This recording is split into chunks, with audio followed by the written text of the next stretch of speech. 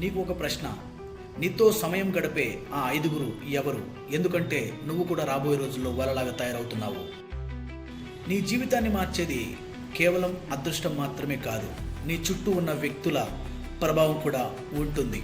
నీ కలలను చూసి నవ్వే వాళ్ళతో ఉంటే ఏదో ఒక రోజు నీ కలలను వదిలేస్తావు. కానీ నీ ఎదుగుదల చూసి సంతోషించే వాళ్ళ వెంట ఉంటే ఊహించిన దానికంటే బలంగా ఎదుగుతావు.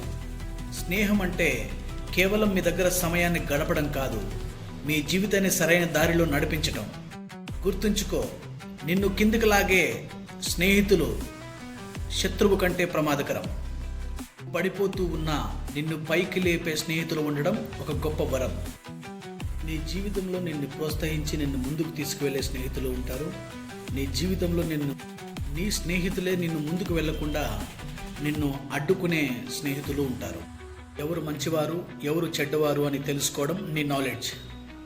నీ జీవితం మీద అత్యంత ఎక్కువ ప్రభావం చూపిన ఎవరైనా నీ స్నేహితుడు ఉంటే వారి పేరుని కామెంట్లో రాయండి. అలాగే ఇలాంటి వీడియోస్ కోసం ఫాలో చేయండి.